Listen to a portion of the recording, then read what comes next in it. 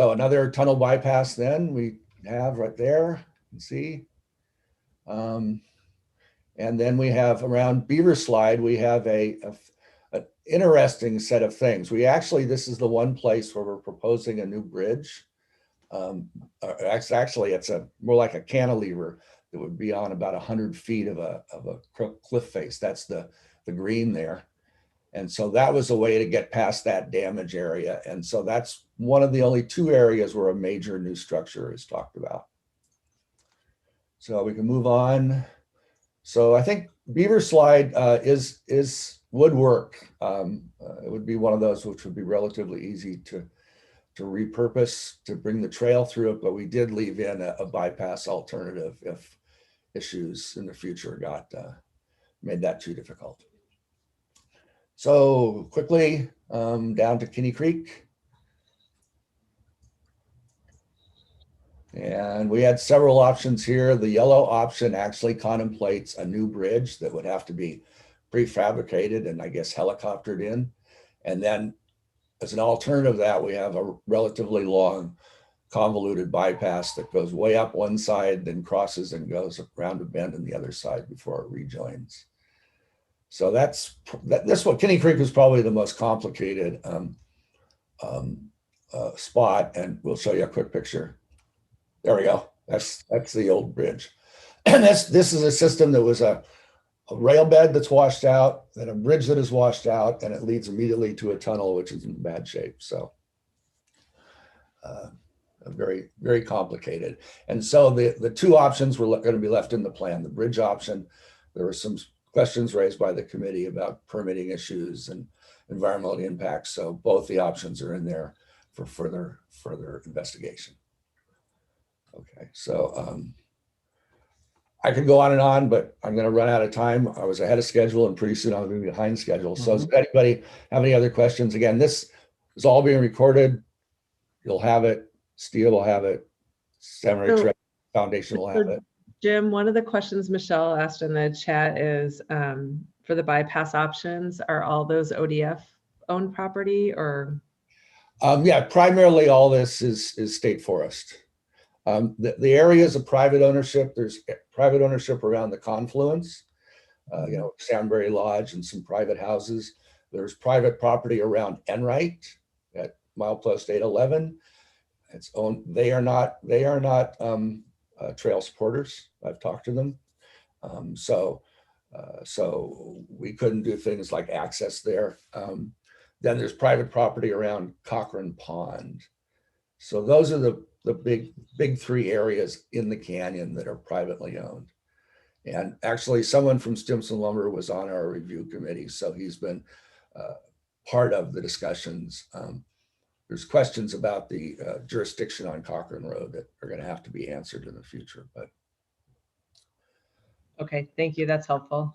Okay. A little bit different in the river section, though. There's way more private property in the river section, especially the middle and lower are essentially private property. There's only one place, though, if you wanted to potentially reduce the number of retaining walls for the rail with reduced width trail option in the lower river, it would be helpful to do some right-of-way acquisition. But that's, if you don't, you can still fit the rail with trail option in, but more retaining walls would be required. Other than that, there's no acquisition needs unless something comes up around Cochrane Pond or something like that. So, okay, any other questions about the sort of the details? Jim, one question on this point of the need for acquisition. Does that include also any reroutes around tunnels that would be infeasible to reopen? All our reroutes, and Mike, stop me if I'm speaking, all our reroutes are on public land. That's great. Yeah, so we don't, the only, at least at this plan level, the only acquisition that would be desirable, but it's not even necessary, is in the lower river, and that's some right-of-way widening to avoid having to put in retaining walls. So,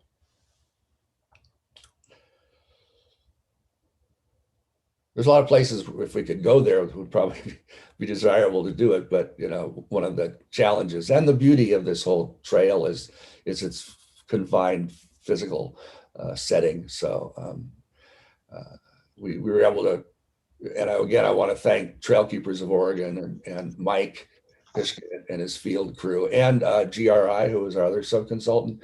They all were out there slogging through this day after day last spring. And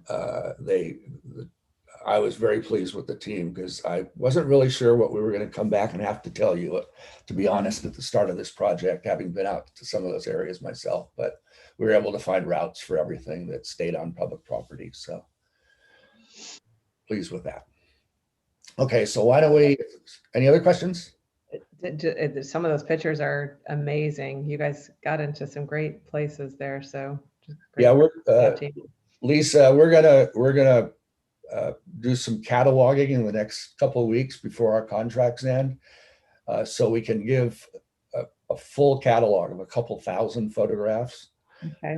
But we're they're well cataloged for our internal purposes. We understand where they were. We were there. We remember, but we're doing something to move it along. So John Paul, every time he thinks he needs a picture, doesn't have to basically scan through 2,500 photographs trying to find something that may or may not exist. So yeah, pictures are worth 1,000 words or maybe millions of dollars. We're going to apply a little rhyme and reason to those. And so all those will be available to the committee and to the community henceforth. And it'll be good because the other message about this is, as again, no surprise, this is the canyon especially and the upper river is highly volatile still. We literally had a visit to Kinney Creek. That's what's showing on the screen right now. Mike and his team were out there 1 week and sort of came up with some ideas for alignments. And they went back 2 weeks later because we thought we should revisit Kinney Creek just to spend some more time looking. And guess what? There was a whole new landslide that actually impacted the trail route. So you all have got to be prepared to continue to update the conditions out there because you all know how long this is going to take and it will change. So, we have the plan is a snapshot in time in some respects. And in terms of maintenance, like what the volunteer crews were doing is helpful and just continuing. And then after you build it, building the trail out there isn't going to stop the historical patterns of landslides and floods. So it'll be something that will require a lot of care and maintenance. Jim, we have about 5 minutes. Okay, great. All right, so on to this is Trailheads. We have 4 trailheads in the system we've identified. We also have several of those little red crosses or emergency access points.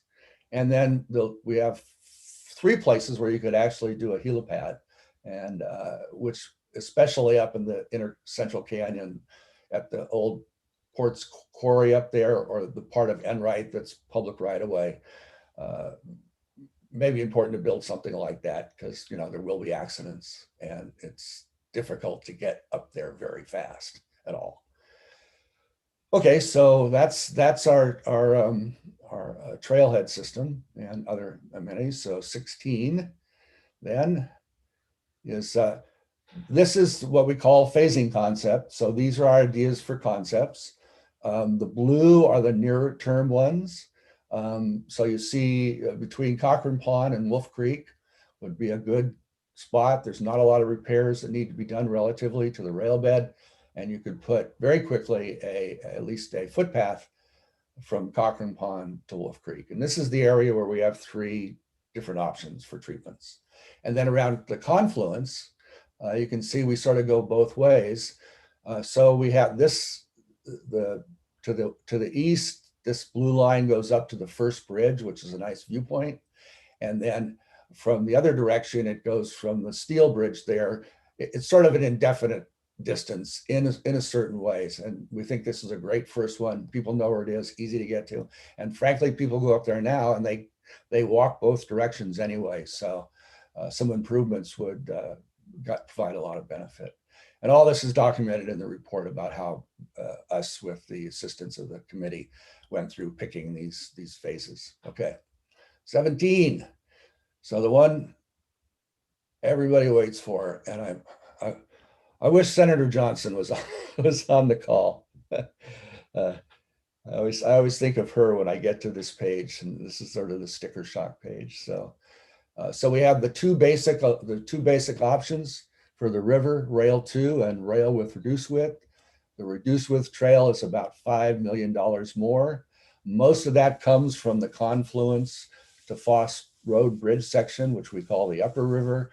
That's where you have to have parallel bridges to the rail bridges, where you have to replace the Fall Creek Bridge and have to do a lot of drainage work up there. There's also in the river segment 3 rock cuts that have to be widened to have rail with reduced width trail. There's not enough space. So that accounts for that difference. And then the cost summary for the canyon, because we had, as I were pointing out, we had several areas where there was a couple options left for the future to debate. It has a range. So 23 to $28 million for those, what is now about 19 miles. All these things include permitting, engineering, and contingencies. Like I said, in the canyon especially, we upped the contingency and mobilization percentages, reflecting that it's just going to be tough to get in there.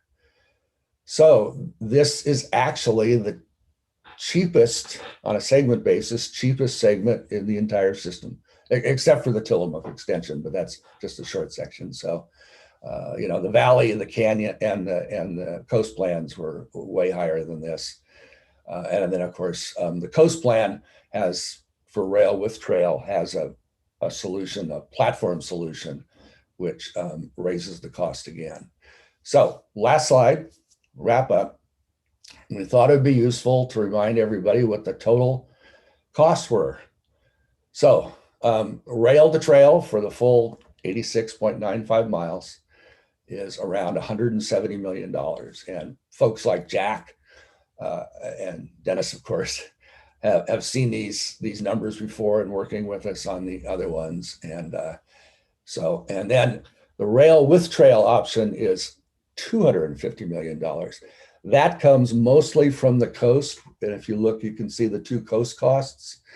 So the solution to get rail with multi-use trail along the coast, there's 11 miles along the estuaries, and practically all those 11 miles will require either retaining walls or, in some cases, for 6 miles of it, this very expensive platform solution that goes out into the estuary. And at the time, that was the only solution we could come up with that had any chance of being permitted. But the cost differential, as you can see by these in the coast, are great. And you add that to the river section, which is about $5 million more. So that accounts for that swing you see. And that's one of the things that fundraisers and policymakers and leaders out, especially in Tillamook, are going to have to wrestle with. Jim, can you clarify? So that cost represents paved multi-use trail in the valley, the river, and the coast? Yes. Is that correct? But not the canyon. It's the 10-foot width that when we're doing the coast plan, we finally settled on 10 feet. So these are all a 10-foot paved asphalt trail, multi-use trail. Very similar to the Banks Vernonia Trail. Yes. Okay. And again, just not feasible in the canyon under any way. And also, just to point out, the solutions do not preserve the rail past the confluence. Once you get up to the first bridge, over the first bridge in the canyon, in the West Canyon, you have just landslide after what you saw, floating in air. So even a soft surface rail with trail solution, just you can't do it. It's just destroyed. So Jim, in the interest of time, Yes. I'm gonna cut you off there. Okay, good. This has been fascinating, and there's a whole bunch more to this. And at this point, I also want to just recognize you and the parametrics team for what I think was just absolutely outstanding work on all the segments, but particularly these last two segments and the challenges you guys faced gearing up just as COVID hit. And I think you've just done just a terrific job of pulling this together and working with a plan review committee in a virtual setting. I can't imagine getting a better work plan out of this than what we wound up having. So I wanted to thank you.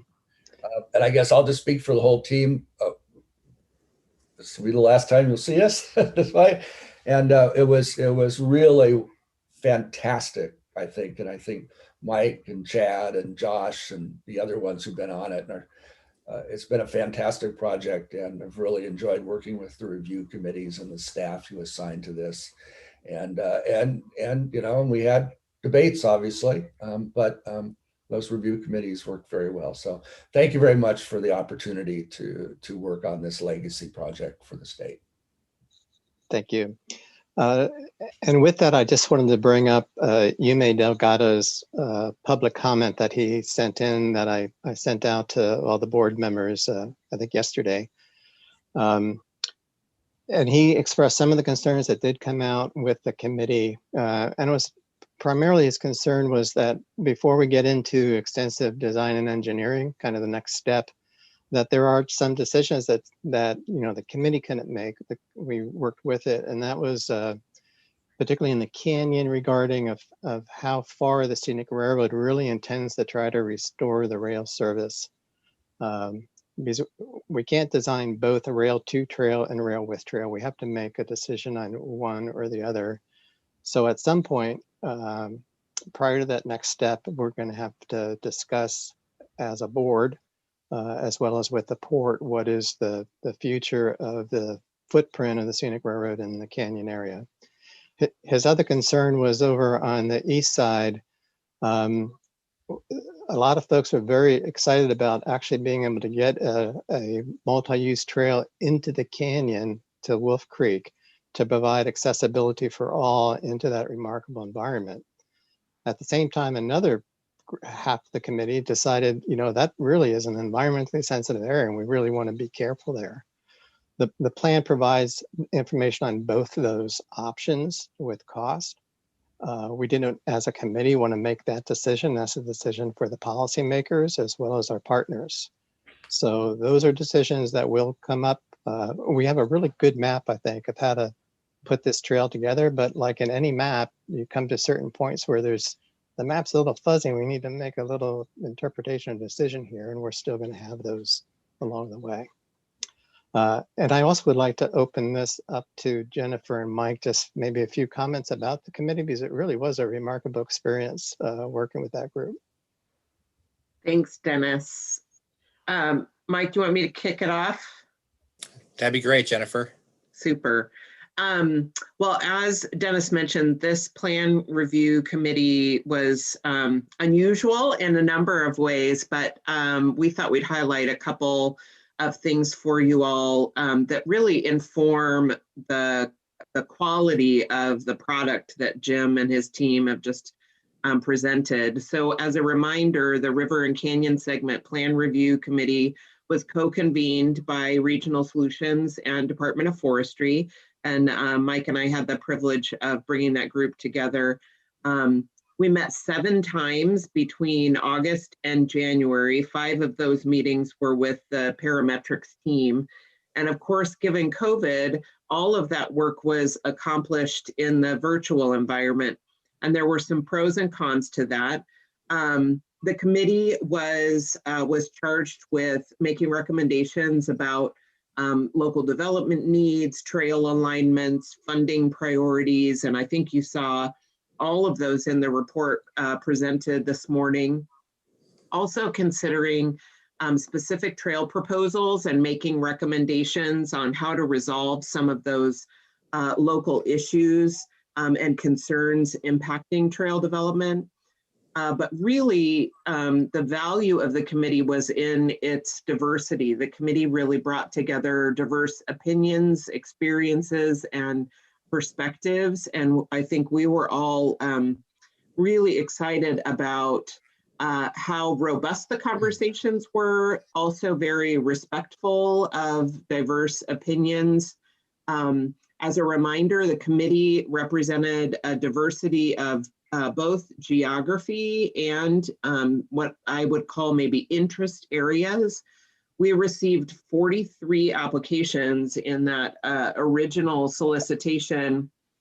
And when we were compiling the committee members, we really wanted to make sure that we had representative voices from the communities, the business community, economic development, as well as outdoor recreation. We were mindful of diversity and equity and being inclusive in perspectives that represented a broad array of trail users. We had public safety represented, the natural resource community, recreation enthusiasts, although I think everyone who participated would include themselves in that category. But we also had great voices around mobility and access and underserved communities as we start to think about particularly how these trails serve all Oregonians. And as I said, it really was a high functioning group. Mike and I convened the group a couple of times up front. I think we were pretty concerned about the virtual platform and anticipating some of the tensions that we expected to come out in the meetings. And so we did a couple of get to know you and trail orientation meetings so that folks had a common familiarity with the river and canyon segments. And then throughout the process, really encouraged participation. Again, leaving time for conversations in the virtual environment, using the chat function, raising hands, but then making sure folks felt comfortable reaching out, not only to Dennis and Mike and myself, but also directly to the parametrics team in between meetings. And I think Mike's going to talk a little bit about how that played out and what we see in the final report. Hey, thanks, Jennifer. And welcome, Peter, by the way. Glad that you could join us, Peter, today. So it was an excellent committee. And I just want to say thanks to the committee and also thanks to Dennis and Parametrics for taking their feedback and taking it meaningfully. And then you see some of those things in the plan, or all of them. And I appreciated the call out box there that Jim showed us. I think where it really came out, a couple of different areas, and the main one to think about is that access versus environment. And I think the whole committee really, appreciated what we have there in that San Bray Canyon, how special that environment is, and wants to maintain that. And then sort of how does that intermix with accessibility? And so I think Jim did a nice job in sort of accessibility with a small a, as he called it, to the committee. But he talked about trying to get rid of steps so that the trail is smooth and can be more easily accessible for people that stairs are inhibiting for them. We're also on stream crossings. Stepping stones are one option, and they're very cheap, but they also, then that's harder for people to get across than things like wilderness bridges. And so we have a preference there for bridges, natural wood bridges in the plan that kind of speaks to that. And then as you sort of step up one level from that, we talked a lot about the confluence and going up into the canyon and how far can we have that be accessible, and what are the trade-offs with, when it's very accessible, then there's more people and there's more infrastructure. And so there's a little bit of tension there as we have to think about those two things. And then as we talked about there with Jim, from Cochrane down to Wolf Creek. And we ended up saying that there's three options there. It could be a wilderness path, but it's also very conducive to full access. And so maybe that's a phasing opportunity that as we get better at managing the canyon, we bring that up to meet our accessibility goals, because it does allow a neat place for people to get into the canyon that otherwise couldn't. And so that committee did a really nice job of talking about that and bringing forward ideas and helping us think about that. And then you see that reflected in the plan. Another one, that bridge at Kinney Creek. if you looked at the picture that Jim showed, you saw the footings of that existing structure are still in the river floodplain. And I think no one supports that anymore, that we recognize that that's a way to do business we don't do anymore. We don't want to use that again. We want to make sure that can function naturally and that wood can flush through. And so we have those ways to get around that with the footpaths that really support that natural resource value that the committee brought to us. So maybe just a couple more spots to really think about that showed up in the plan. And one is camping. And so when we first started out, we thought there was a spot there 4 miles up at the rock pit where you could have a wilderness sort of primitive camping area.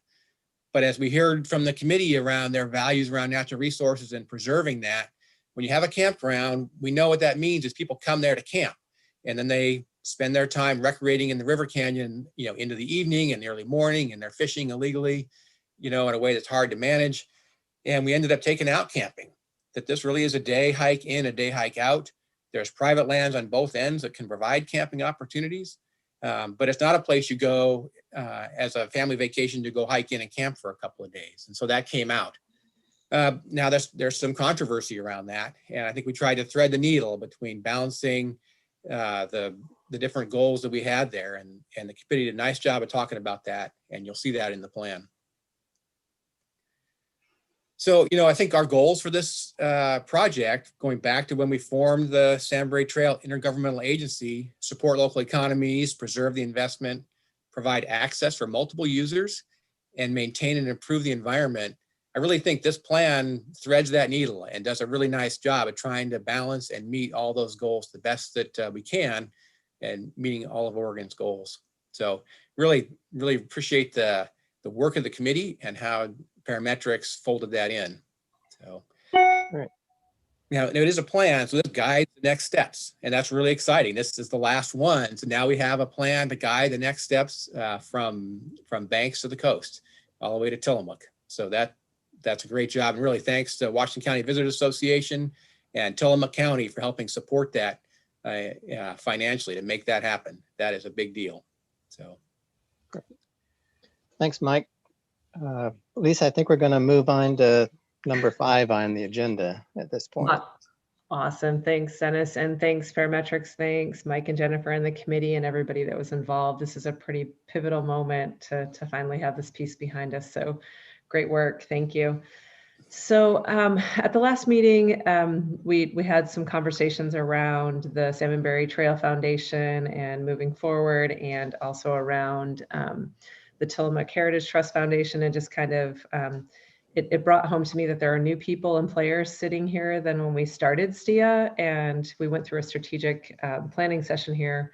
Gosh, has it been a year and a half, maybe even 2 years now since we had that dialogue? And so we just thought it'd be really important to just kind of go back, kind of at a, kind of a little history lesson here, talk about where we started, what our intentions were, what kind of strategically where we thought we were headed, and talk a little bit about where we've arrived at and what the next steps are.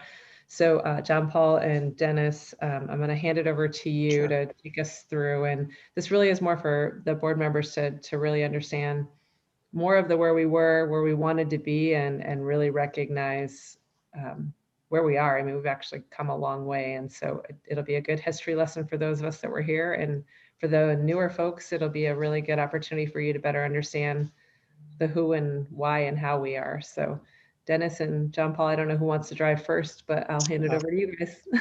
I will start. John Paul, if you want to go to the next slide. All right. So some of the things we were thinking about that, and what you need to be thinking about as we start charting the path forward, is understanding what our strategic plan said and means, thinking about what the role of STIA is moving forward. The idea that this is my last month with the project. At the end of the month, I will be shifting off.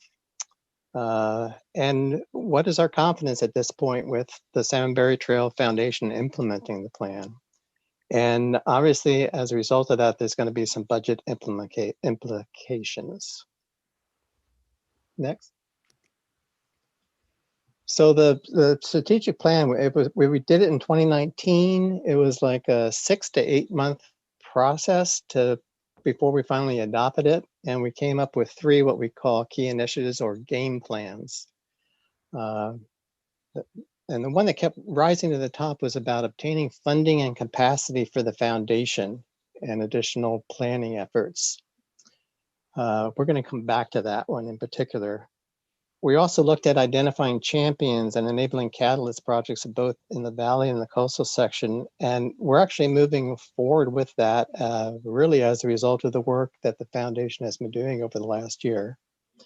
And then finally, we needed to complete the trail planning. We needed to complete the remaining segments of the trail, which included the river and the canyon. And son of a gun, we've done that. So we've actually achieved game plan C. Next slide. 1 second here. We have somebody else joining. All right. So I sent out the strategic plan that you're welcome to go through. And this game plan A is what we're really going to talk about the rest of this session. And it's about funding and capacity. And when we look at the primary objectives, it's about how do we manage and maintain what we've done and our responsibilities of things like the rail bank and the agreement with the port. We talked about trying to coordinate legislative support with the foundation and then organizing plan dollars in our own organization. And then a key objective was we need to support staff through capacity funding for the foundation.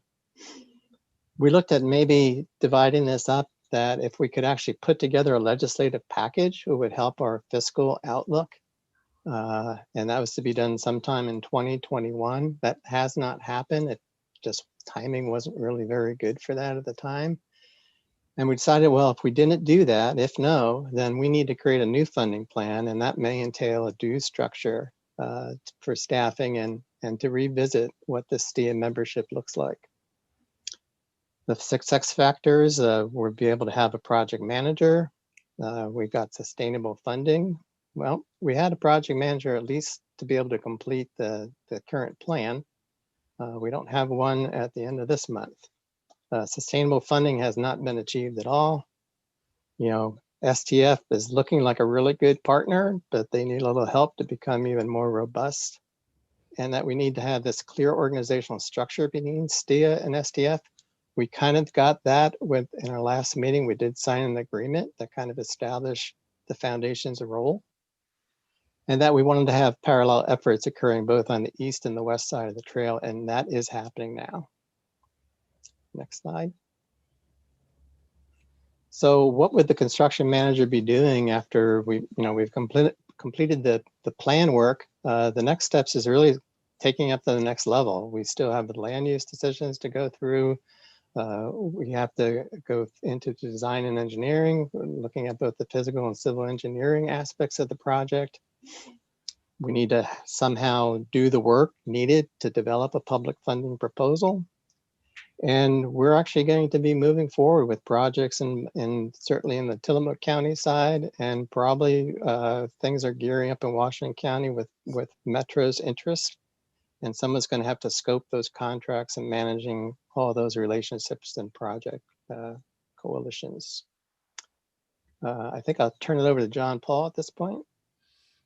Okay, sounds good, Dennis. Thank you. So I'll just quickly speak to the work that we have been up to as an organization in the last 8 or 9 months in particular, and how they relate to STIA's strategic plan. We've just gone through a really robust exercise of developing proposals for community pass funding through ODOT, and 2 of those proposals were in Tillamook County and 1 with Washington County. And I see that as the formula for us being able to take bite-sized pieces of the trail and attract public dollars to take it one step at a time. It was an incredible experience for me, particularly having understood and building relationships with Jennifer and the regional solutions team and the local stakeholders in Tillamook County.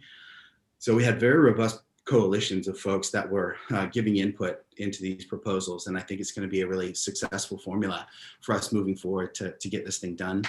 And a lot of really close work with Diami in Washington County. And I look forward to building those relationships with Rihanna and her team as well. We are doing a lot of stakeholder engagement as well, positioning ourselves for Metro funding, co-convening the Metro Quarterly Trails Forum, And Commissioner Scar and I have been having conversations around what it would look like to do a similar type of work in Tillamook County. There's definitely a role for coordination and convening, particularly with the work going on around the Oregon Coast Trail and Tillamook County's emerging desire to have a countywide plan.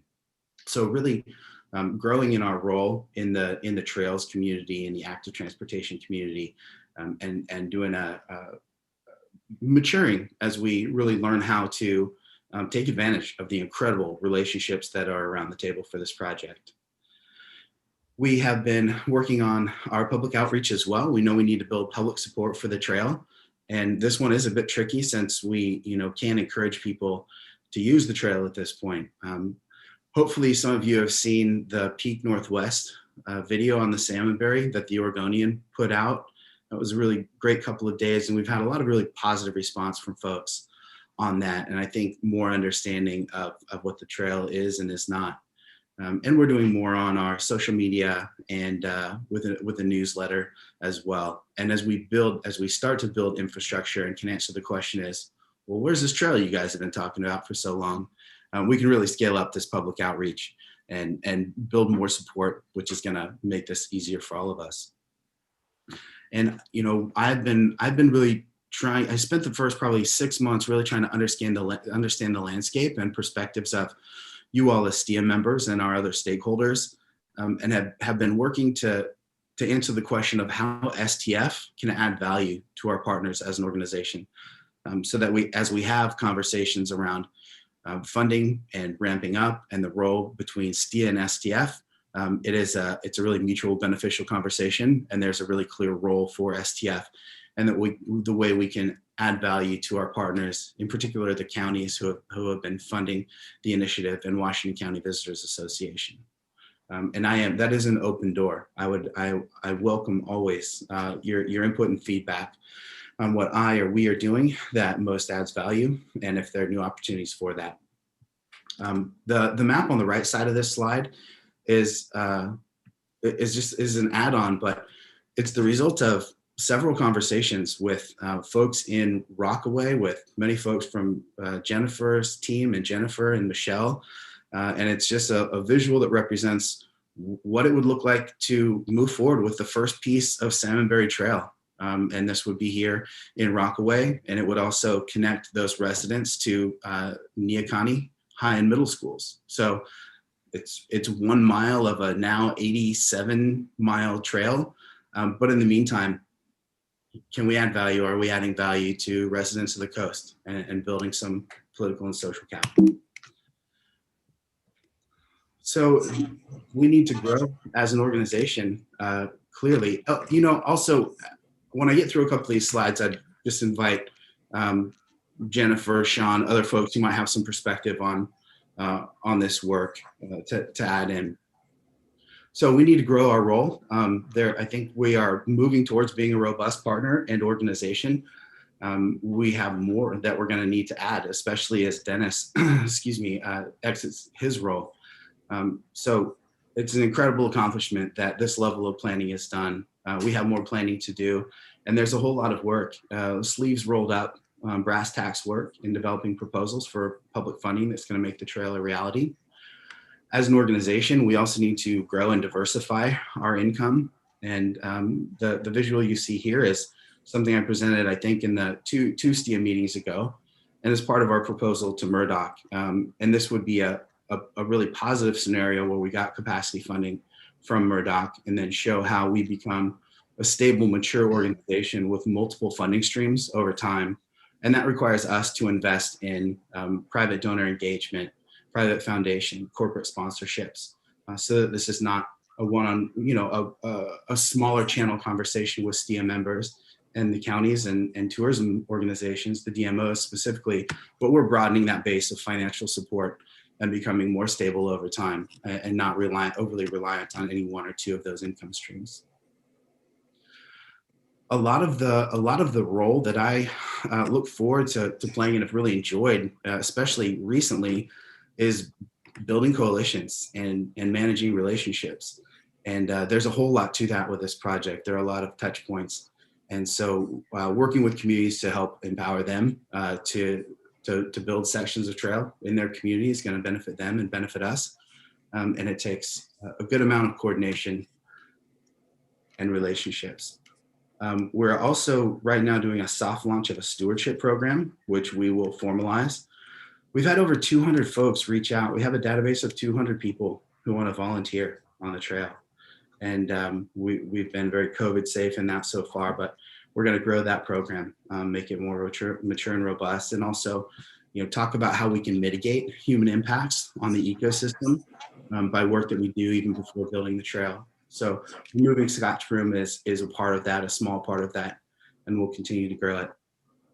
And then particularly as we get on the ground, talk more with the public, build more support for the project, and hopefully lay that foundation for higher level political support that'll eventually leads to additional funding, whether that is a future legislative package or folks in counties telling their commissioners that this is a good idea and to please support it, or even just making us more competitive in these public funding proposals for sections of trail at a time.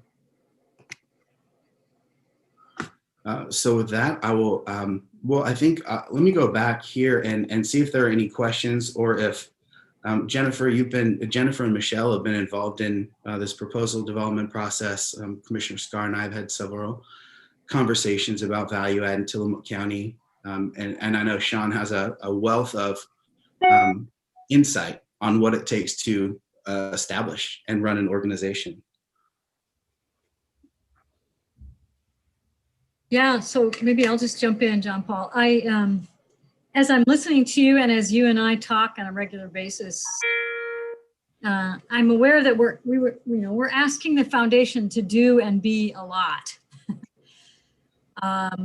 And this morning I just jotted down some notes about, what does it take for a nonprofit to function just on the operations side? And this is something you and I have talked about quite a bit, but I just sort of listed them, and I came up with 8 different areas of salary and benefits, travel, insurance, office supplies and equipment, bookkeeping, communications, marketing, fundraising, and IT. So those are just to keep the doors open.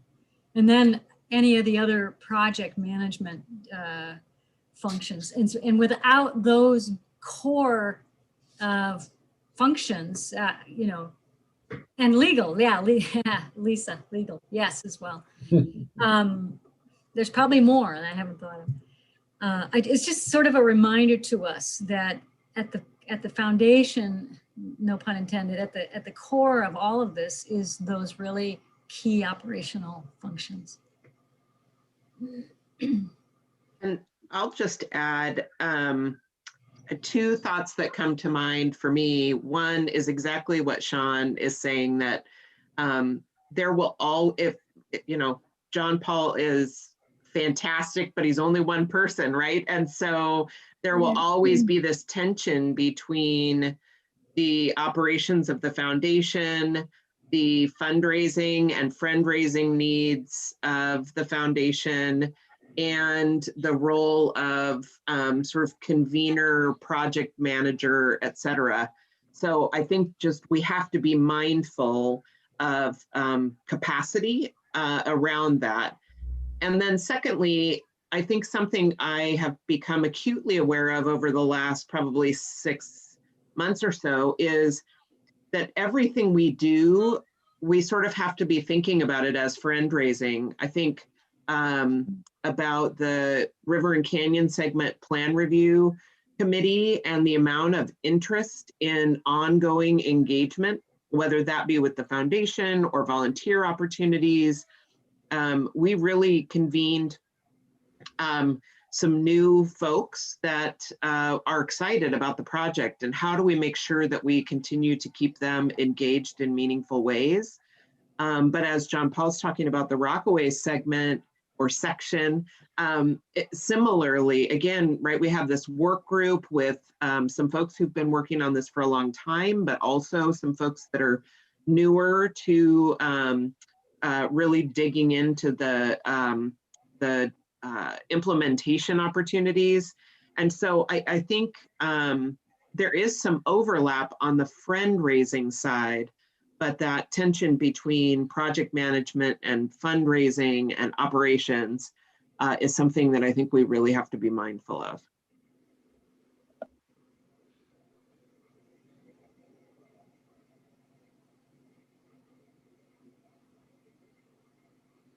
Jennifer, you just a quick follow up on one of your comments. I've been trying to act as much as one person as possible, but I'm in a part-time role with the foundation.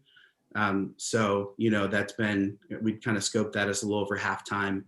Realistically, it's been more. This is something that I really believe in, and want to follow up on the work that all of you have done, and help us come into a healthy new phase. But I'd feel remiss not to mention that for a couple reasons. One being, I'm fairly acutely aware of the opportunities that we're not able to fully take advantage of, as well as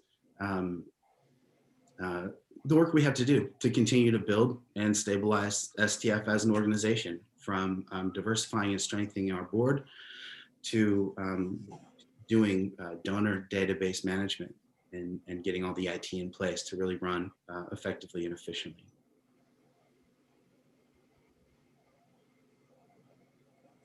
Yeah, it was pointed out in the chat box that we need to remember that John Paul is a half-time employee and the only employee with the foundation right now. So that is, he's doing full-time work for sure, but oh my goodness.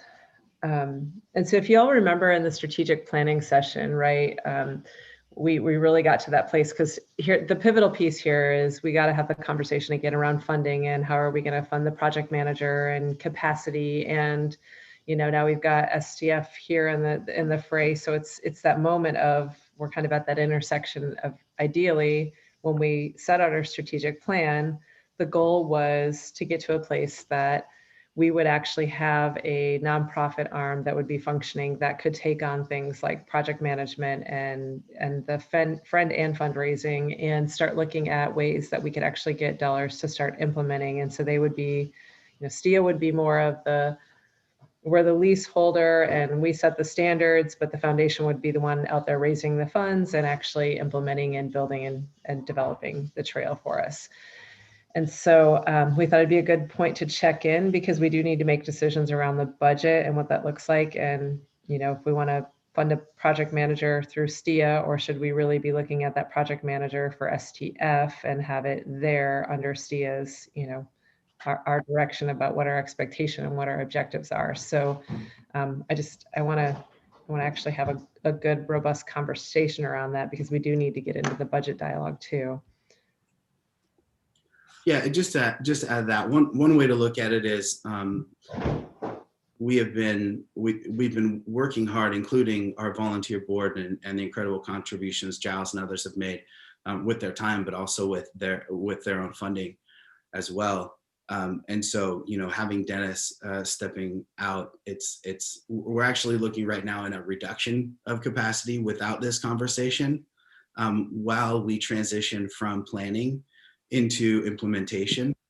So I appreciate Lisa and Peter in particular teeing up this conversation. And I'll pass it over to you guys, but I'm happy to jump in as appropriate. You want to give a quick update on the Murdock proposal? Sure, happy to. February 25th is a very big day for us. All of the hay is in the barn, so to speak. The report has been submitted to the trustees, so we are waiting for their gathering on the 25th, and I've been told that usually there's a decision within a day or two. That proposal would fund for year one, it would fund a development and communications director and a construction manager. And then that de-escalates from 100% to 2/3 to 1/3, and then none. So the slide that I showed previously with the bar graphs is our business plan, essentially, for how we'd fill that capacity. We're in position to continue the work, whether we win those funds or not. Also, there's a possibility that they would fund one of the positions, but not the other. So that's a consideration. And then I will be presenting also to Washington County Commissioners on the 16th of February in support of our ask for $100,000 in seed funding and $120,000 of backbone funding, which would be $10,000 a quarter over 3 years. And that was something I brought up to the group in the last couple of meetings as part of our business plan for how we would diversify our income stream and then really get over the initial hump of starting the organization.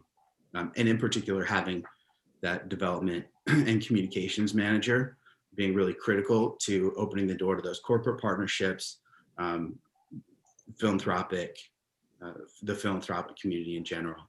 And so in the future, the conversation that we're having now being, what is STIA's role, or how is STIA transitioning as these other funds come up, support the organization and make us more stable and viable over time. So reducing the burden to this group.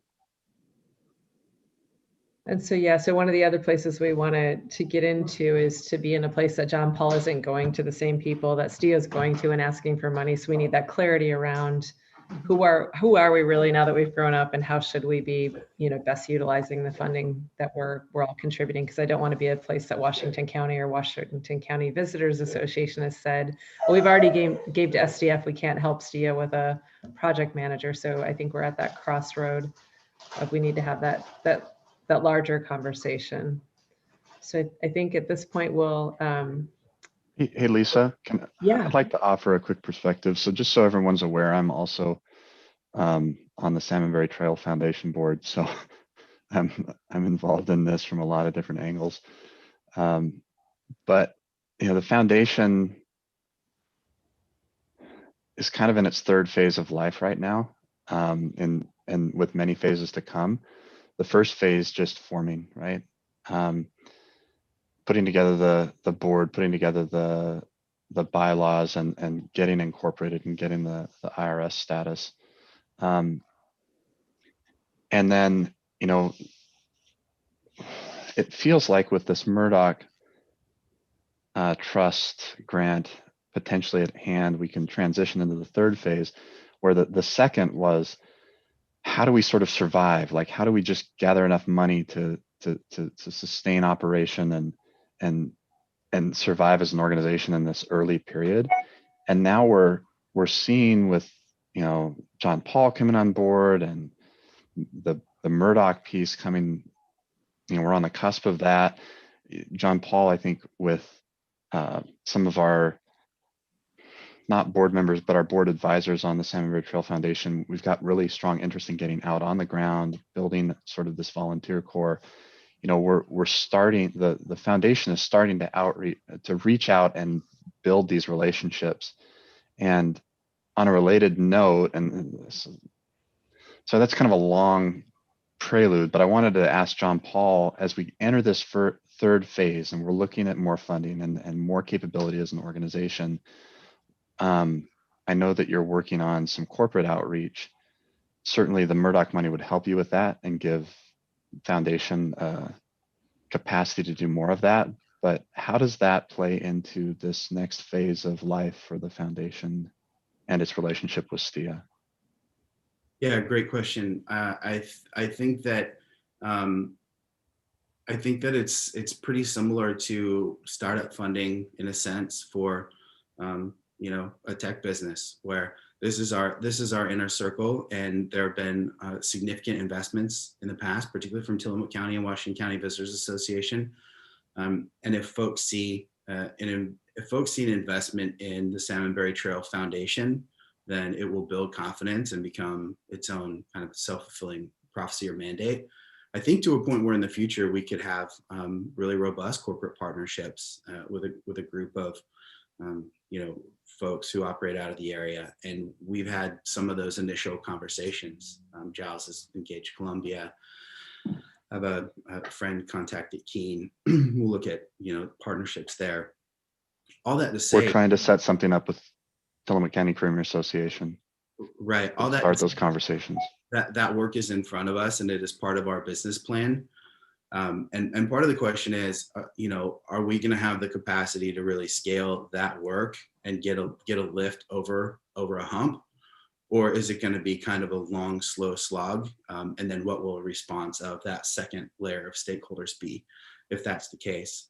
So I see it as, you know, if we have, if the work that we've done, particularly in the last year as a new foundation has indicated that we're headed in the right direction and there's a good chance of success, and that's reflected in, you know, folks around this table being willing to invest more, it will certainly lead to increased investment from other stakeholders, and it'll give us more capacity to pursue more diverse funding streams that are part of a transition plan, so that you know, future conversations are around, well, does STIA sunset, as Salmon is now a mature organization that has the right relationships in place and a really healthy set of funding streams and a formula for attracting public funding to bring to build the trail. Or instead of sunsetting, does STIA transition into a governance entity only, and a way to bring together these local governments and have a voice at the table, right? Absolutely. I think sunsetting's probably not the right word, but don't a different role. You know, More than governance. There's that we're not in kind of a whirlpool of circling back every year and having oh boy, we're going to run out of money, what should we do now conversation, but a more mature evolution of the relationship between STIA and STF. Yeah, no, ideally, I think what we had come up with in strategic planning is we would get into the place we were in the governance role as STIA. And then as we're talking about now capacity, when you look at our budget and we've got less than $3,000 left sitting in the STIA budget, and we need to have the conversation about what do we do? Where are we adding that capacity? Where are we making the investment? And where does it make the most sense? Is it into the Salmon Trail Foundation? You know, what is STIA actually going to be doing here? Because it looks like everything we're pushing, we finally have actually grown up and we're out of that toddler stage and we're ready to start walking a little bit on our own here on the foundation side. So are there other thoughts, comments?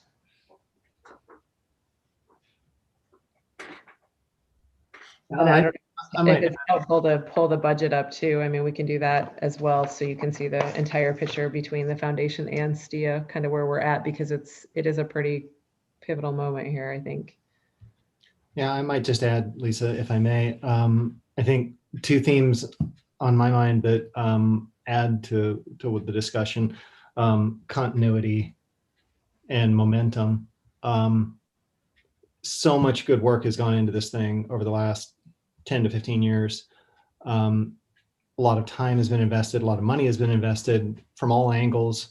And I think some of the lessons we've learned have been that when we activate a lot of conversation, when we get attention, when we collaborate with one another, that creates a sense of momentum that we really need to kind of keep moving forward. And then from continuity, the personalities who have been involved do shift over time. And, you know, we're experiencing some of that right now on this screen. I mean, I see a couple faces who are going to sort of clock out and we're going to say thank you to, and new faces will show. But trying to have good stewardship of the stories and the knowledge when those transitions happen is super important. In past, we have lost ground when we didn't do a particularly great job with the baton handoff between people. And so I want to maybe underscore this moment where feels like there's a lot of great stuff happening. There's been an incredible amount of work done thanks to Washington County visitors and to Tillamook County and to many, many others, and to Parametrics and to Dennis and everybody who's given a pound of flesh. And I just hate to see that investment then essentially be shelved, even for a period, because the stories that we tell, the interest that we gather is a self-propelling and self-growing mechanism that if we're to pry this thing open to the scale that we all seem to want it to become, we really need to capitalize on this moment. Thanks, Giles. Other STIA members. Some of you have been through this the entire time. Some of you are brand new. What are your thoughts here?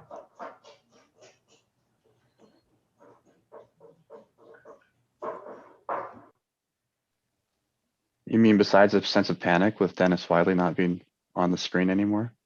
The other thoughts besides that? I shouldn't say this out loud because Dennis will kill me, but he did say if I still needed him for anything, he could consider that. So I think Dennis and Bill Bartline are going to be right with us when we finally get the trail open. We're going to rope Bill Bartline back in somehow.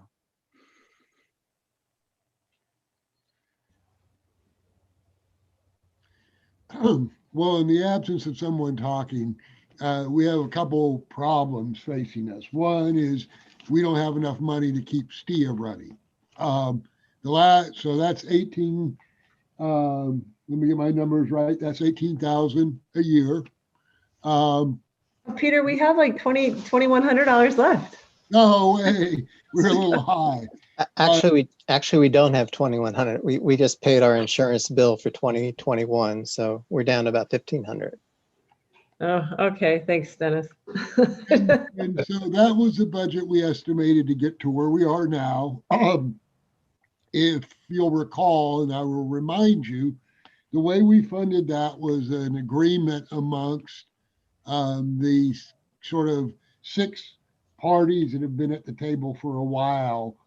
OPRD, ODF, Washington Visitors Association, Washington County Visitors, Port of Tillamook Bay, the Confederated Tribes of the Grand Ronde, and Tillamook County. And we each committed, that 6 groups, we each committed $3,000 to fund the ongoing operation for STIA. Now, so the question that I'm just going to put out there, I'm willing to commit that 3,000.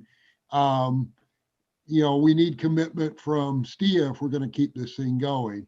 And then secondly, there's probably not a lot of reason to keep it going if we don't have a project manager. I'll say this when we get to thanking Dennis, but we would not be here today without the work that Dennis has done.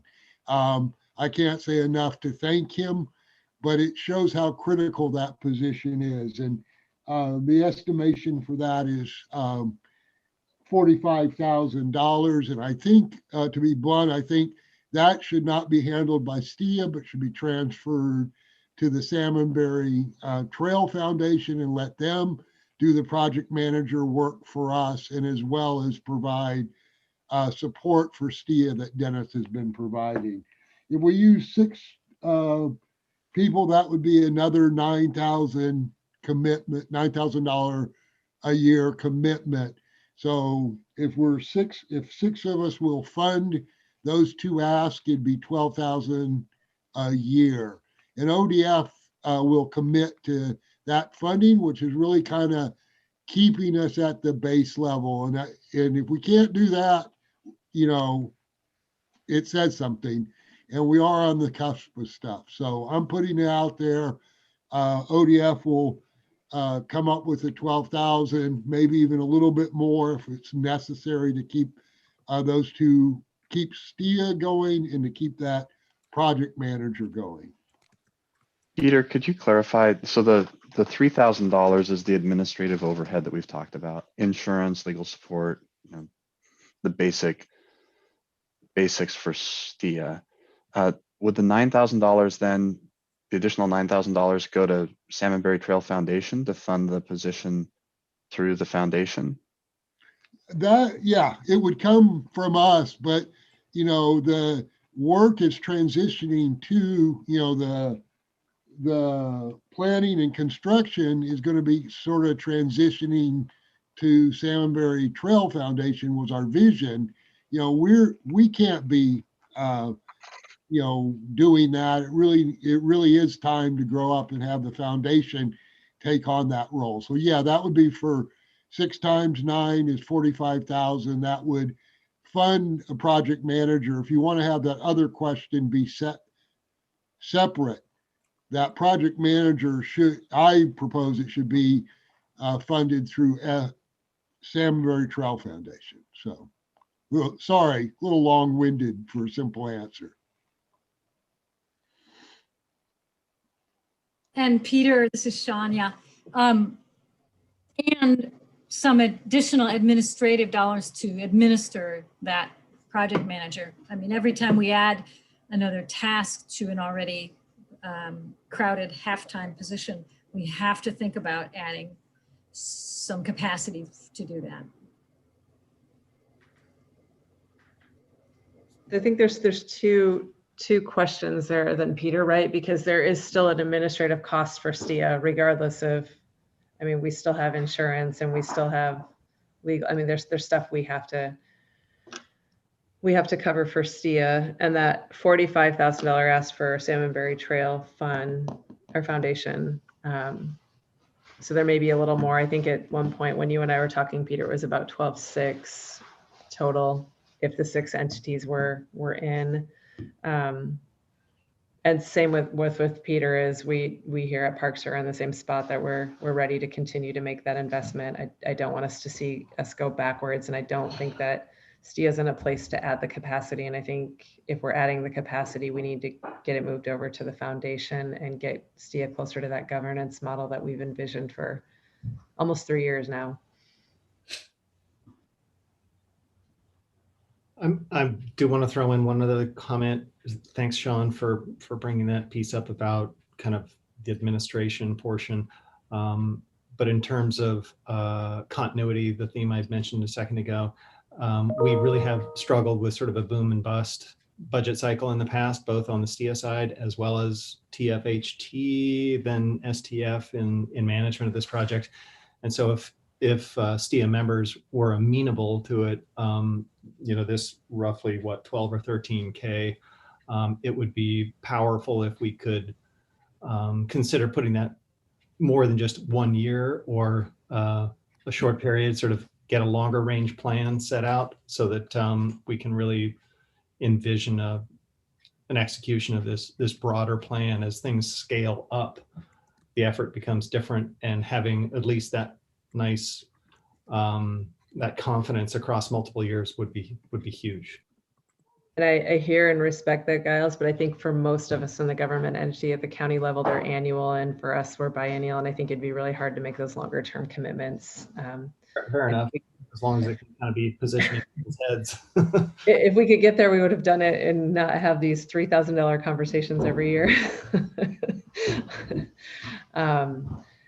But so I don't want to put STIA members on the spot to be able to have to make that decision today. I guess more so a thumbs up or thumbs down that this is even something that you're willing to consider and come back with the ability to help figure this out, because I know many of you would need to look into whether or not you could or couldn't make that kind of decision within your county commissioner or through the tribe or through Washington County Visitor Association. And I mean, it's not you don't have to answer that today. We just need to know, is this the direction we want to go? And are we committed to trying to figure this out amongst us?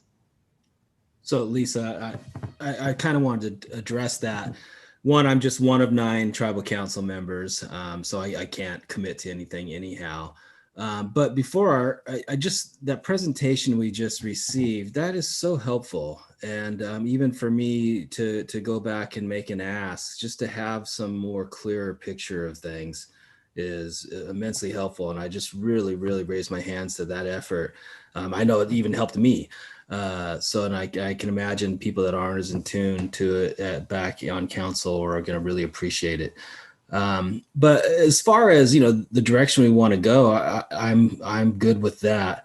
At the tribe, we typically don't fund ongoing operations. And I just want people to be aware of that. That's usually something that comes up. Not saying that it's impossible, but it's always something that's out there. We typically fund more like grant type things, and the operational pieces aren't there. The $3,000 is more of a typical range, 3 to 5, but I can certainly take it back, and I'll certainly advocate for it. My question though is, what other grant funding are we out there trying to get that could also go to this?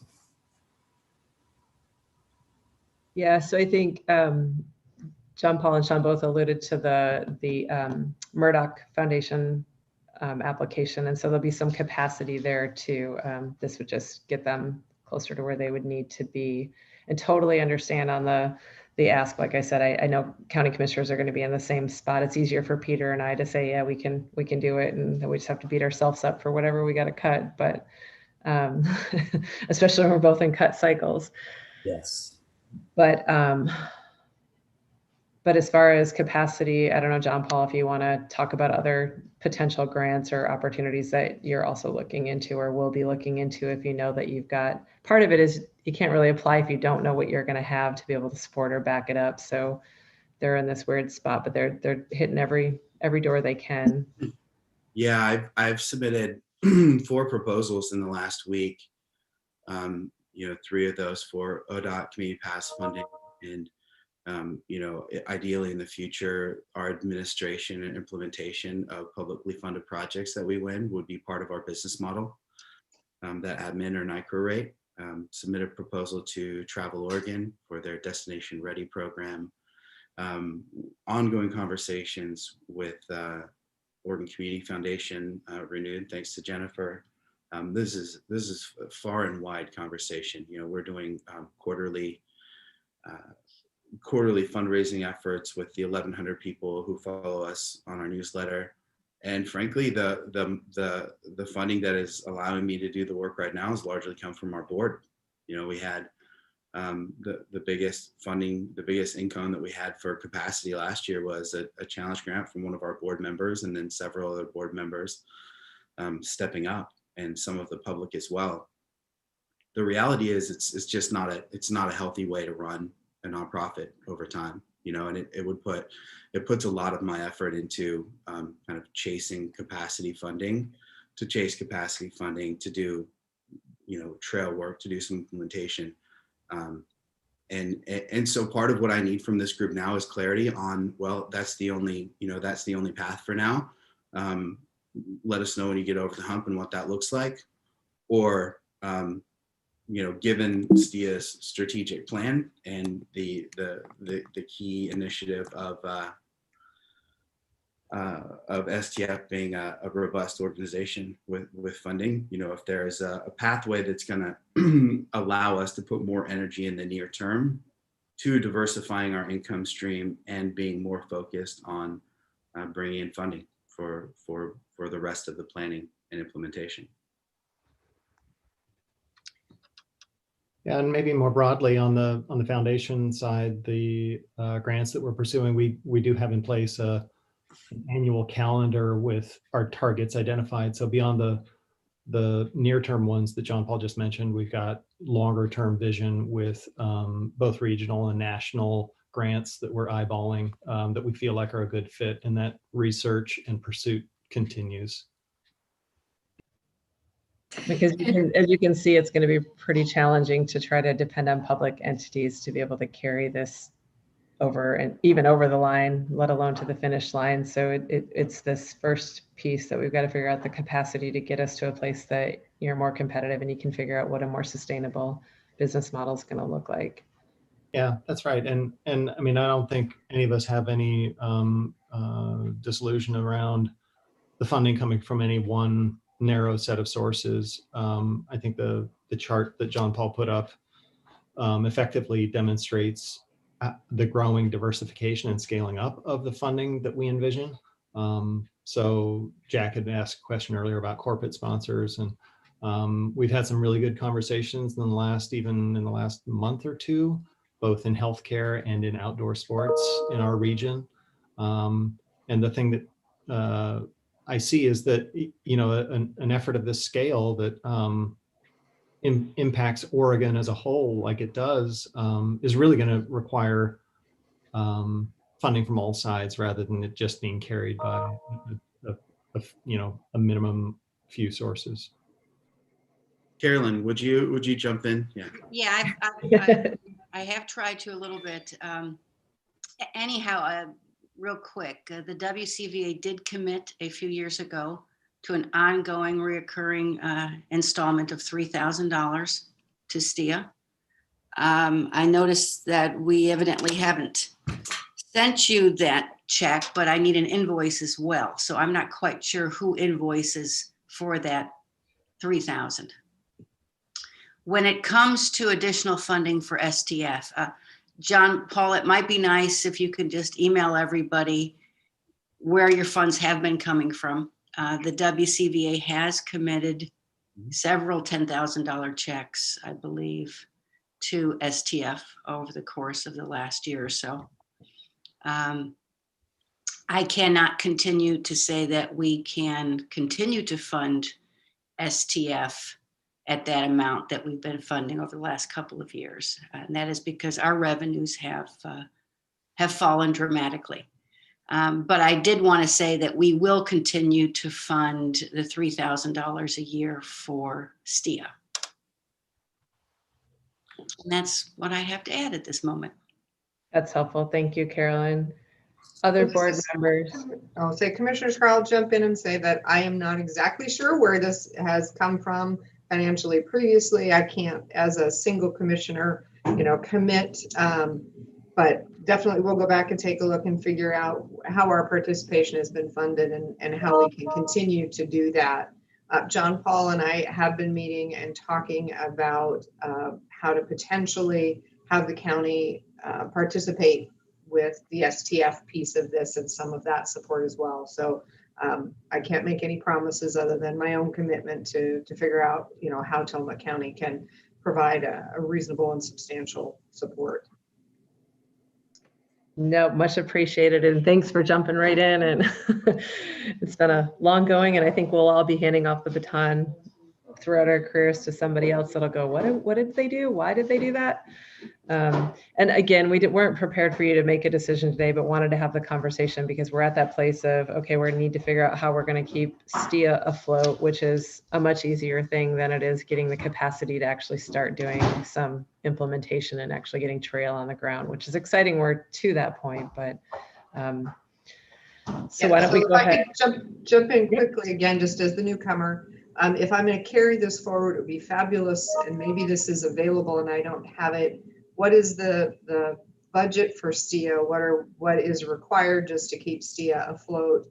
And then I know John Paul and I are working together a little bit for me to understand the STF budget, but it's funny for me. I come from a nonprofit background as an executive director, and I suddenly feel like I've been placed into the role of the funder, and I'm realizing why, of course, they've always asked for all the things they have asked for, and that is that justification that I can carry forward that's clear and obvious. So when I approach the other commissioners, I'm able to really say, this is what we are contributing to, what we can hope to have be the outcome.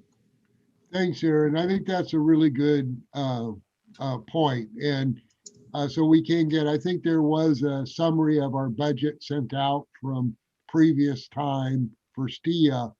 And there is a signed agreement that Carolyn mentioned. And we can find the signed copy and send that to you, that the 6 principals signed for the $3,000 per year. I did go look at a draft of that, Carolyn, and evidently ODF is supposed to send the invoice. But he's been a little busy, Carolyn. well, there was fire season, but I think it also reflects a need to update some of our processes, because we were sending out the invoices because Tillamook Forest Heritage Trust was the managing nonprofit for STIA, which is now transitioned to STF. So we ought to look at that agreement, and the invoices should probably come from STF if we really want to move the model forward. So go ahead, Lisa.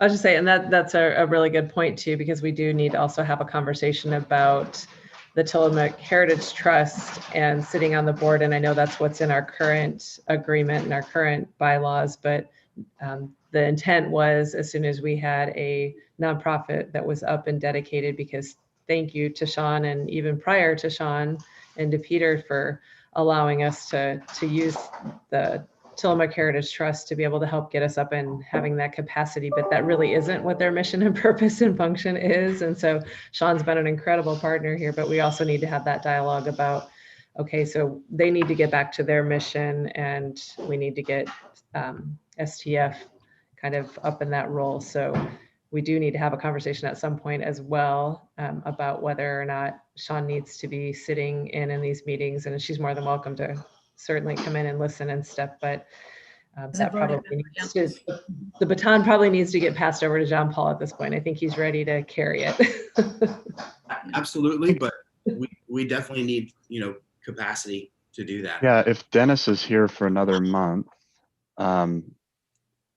and as our member organizations consider whether we can support some or all of this funding request, what sort of time frame are we looking at? Because if we're looking at this over the next quarter, we're going to end up having a gap. Was that right, Dennis? One more month? Yeah, the end of February. Okay, so less, not even less than 3 weeks. Yeah, so we end up having a pretty big hole there with Dennis, stepping away, and that leaves kind of the only paid person on this who's working on it part-time is John Paul. Right. So I'm just wondering what sort of, we're all going to go back and we're going to talk with our boards and we're going to see what we can do. What sort of, are we going to then revisit this in 3 months at our next STIA meeting? No, I think we're going to need to have a meeting prior to that, because the budget we have, right, gets us through the end of the, oh, actually, was that through December? Yeah, that was through December. And just to clarify, that 18,000 actually carried us through 2019 and 2020. So the 18,000 that we're requesting would also pay for John Paul doing some coordination of the STIA meetings, as well as overseeing the lease agreement with the port when Michelle needs to have some contact when there's a use agreement that's in question. STIA has a role and has to be able to respond to those. So we were budgeting about 10 to 15 hours a month for John Paul to take on that role. And that's as required through the STIA port lease. That's correct. So does there need to be some sort of written agreement between STIA and STF that John Paul's going to take over that responsibility? I think it would be part of what the scope for whatever funding decisions are made. Okay. So, I'm cognizant that we're getting short on time here, so I want to speak really plainly to the group.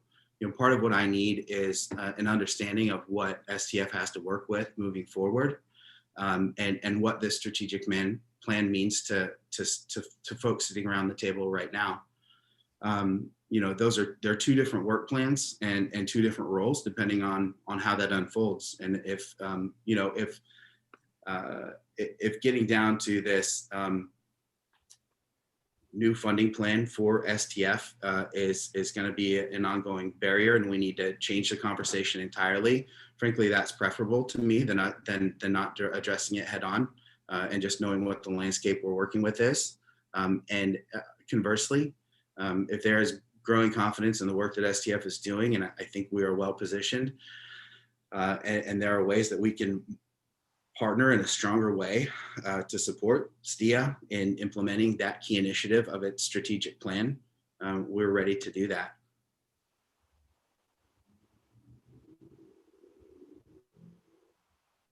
So Jack, we do have an agreement with Salmonberry Trail Foundation to begin to implement, to carry out and implement our strategic plan.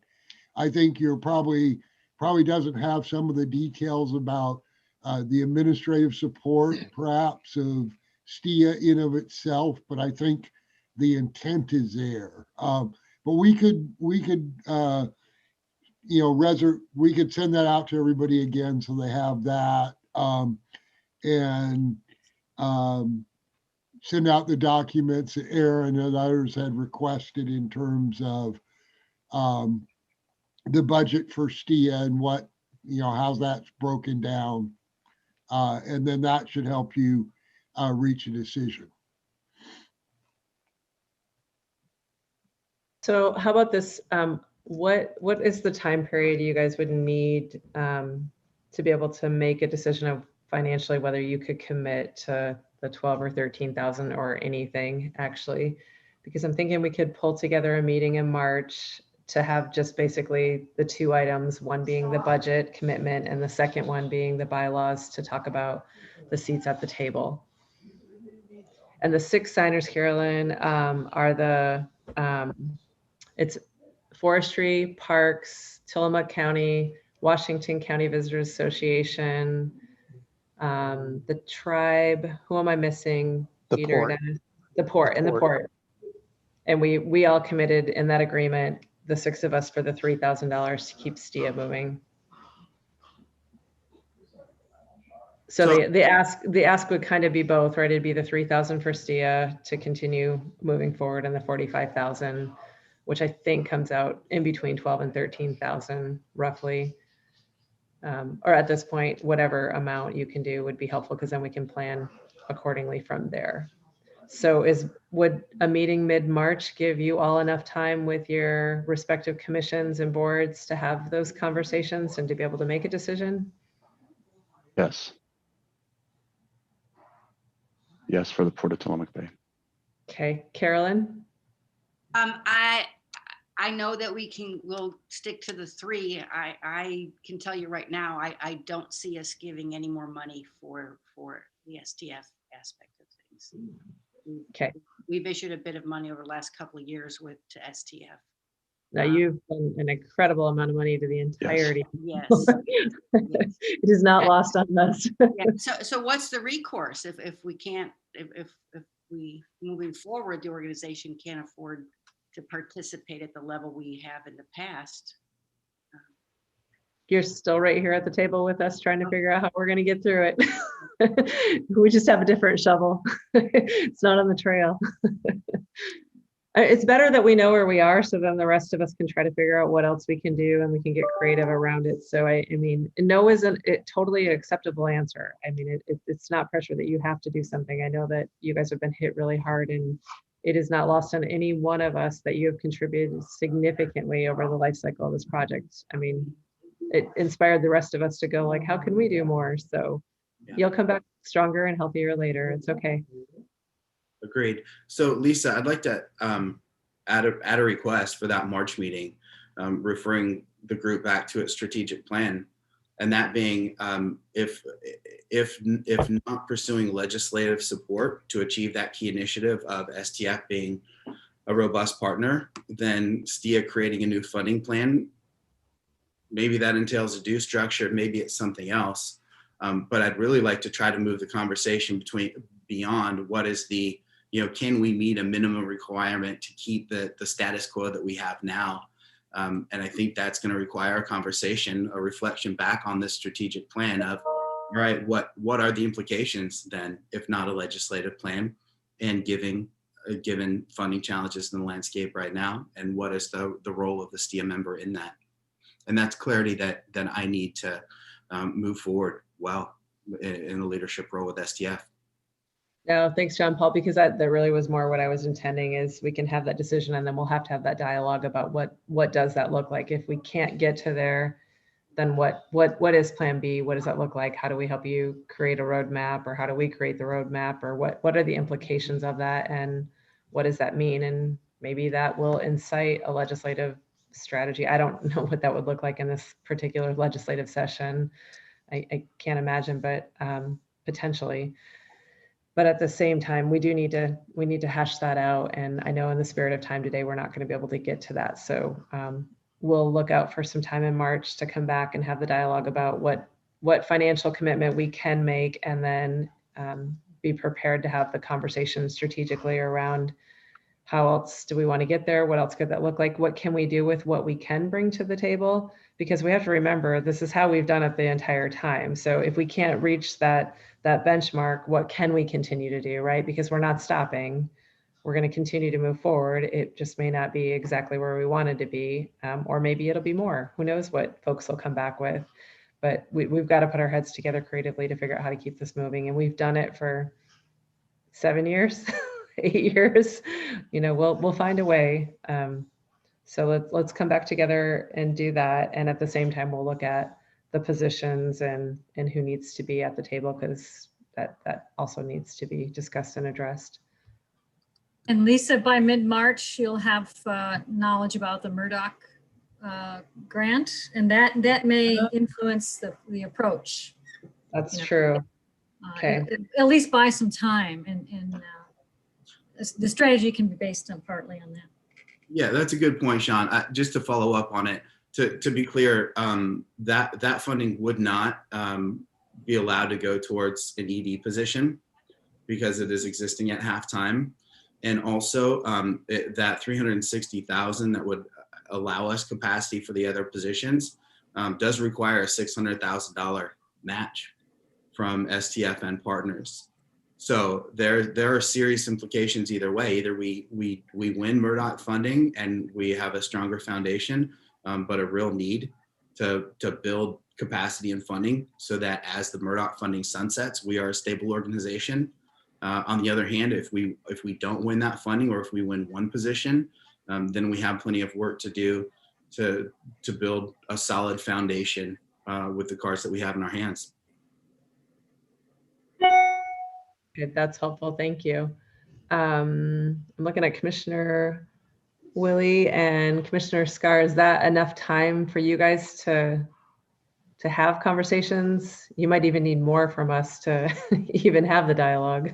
So for me, I think having those documents in my hand and doing a little more research into exactly what we've done and how we've done it in the past.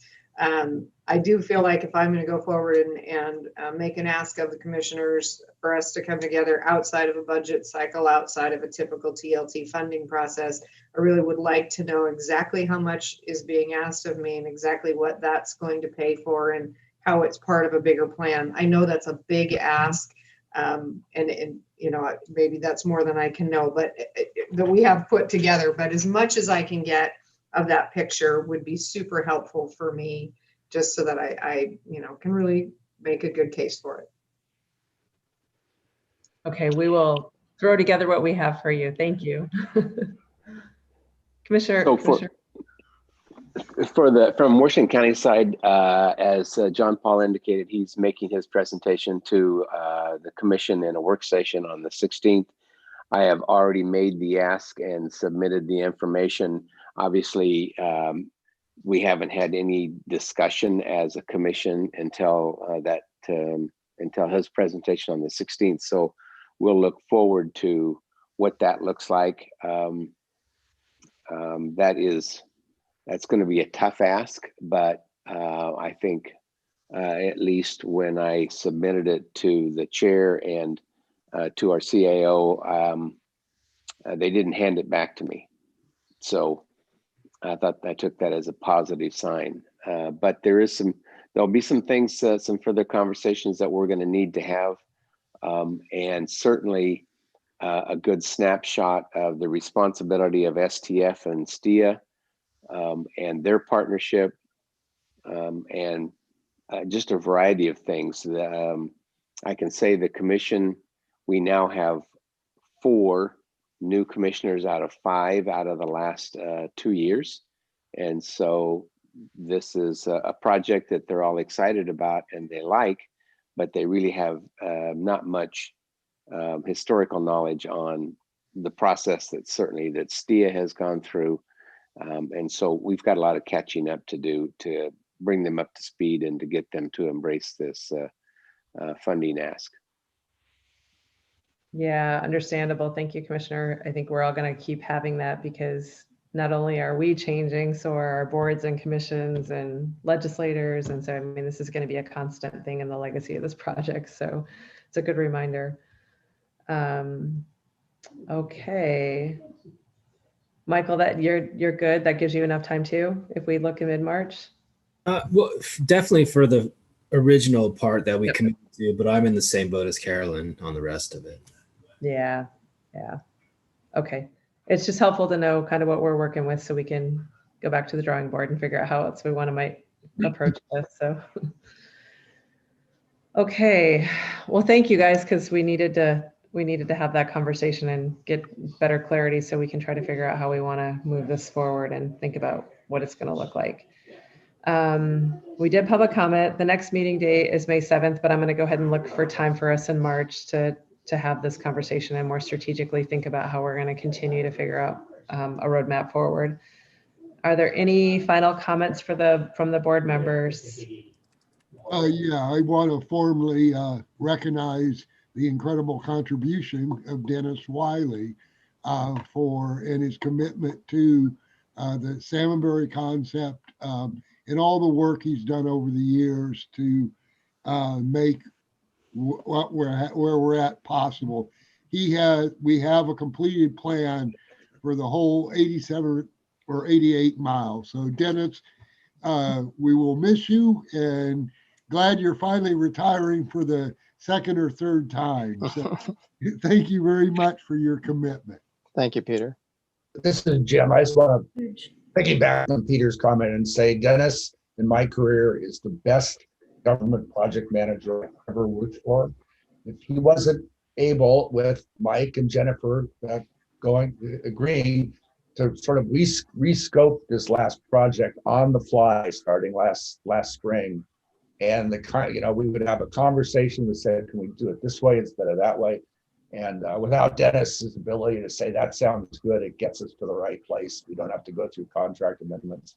Probably should talk about this, but anyway, it was amazing, and it has been amazing the full 5 years to work with him and work through issues, and really this last spring was almost derailed. This bad use of the term, but Dennis's ability to say let's just try it that way kept the ship of state going, and it was frankly for me an extraordinary experience working for him.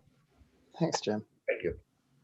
No, thanks, Peter, because that was my 8A, because I think Dennis thought since he created the agenda, he could just get out of that. But I know when I asked Dennis, well, we call it voluntold at Parks, to be the Salmonberry Trail project manager, I think he thought, why am I being punished and why does she hate me so bad? But I knew he was the exact right person. I mean, Dennis's experience over his decades in public service and with state parks, he is the right guy to be on this project, and I couldn't imagine anybody else carrying us to where we are and getting us through to the final planning.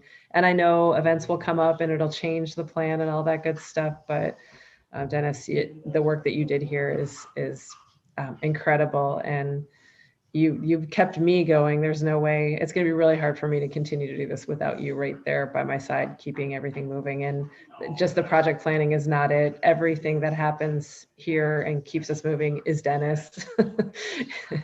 He doesn't like to admit it, but it's him. So congratulations. And finally retiring. And thank you from the bottom of my heart for everything that you've done for all of us on this project. Thank you, Lisa.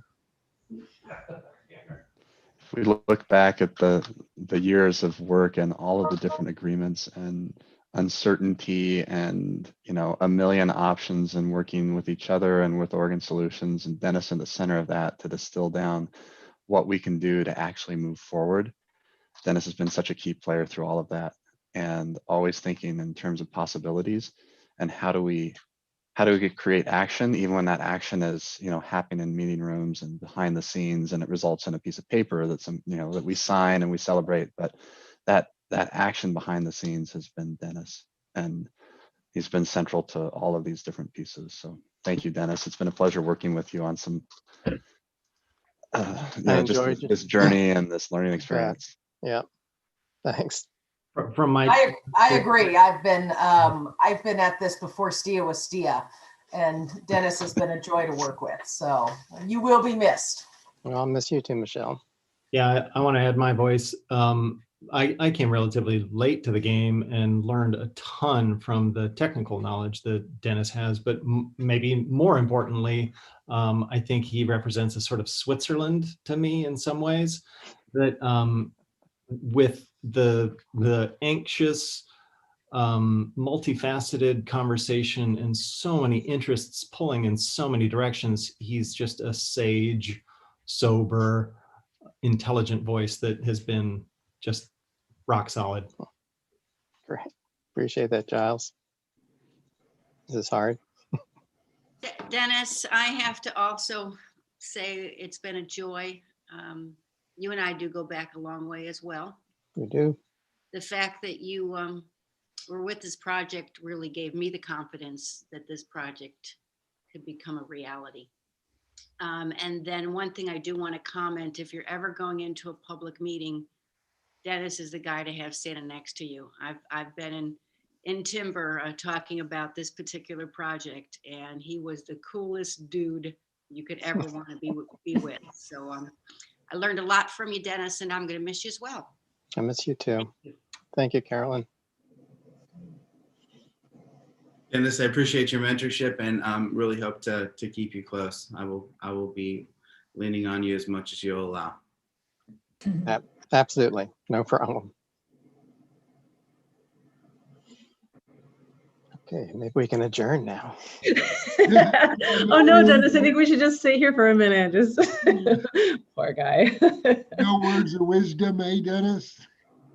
You know, it's been fascinating. It's been a journey, and I'm so thrilled. I think this is a really good time for me to separate. You've got your map now laid out, and it's a wonderful map, and it's an aspiring idea, and I look forward to coming out hiking the trail. We're gonna have you and Bill out there as the first two people once we cut the ribbon. Very good. All right. Awesome. Okay, you guys, thanks for the kind words. I know Dennis, he appreciates it very much, and it was good to have time with you all today. So if there are no other comments from the board, I think we'll go ahead and adjourn. Thank you. Take care, everyone. You guys have a great weekend. We'll see you in a couple weeks. All right.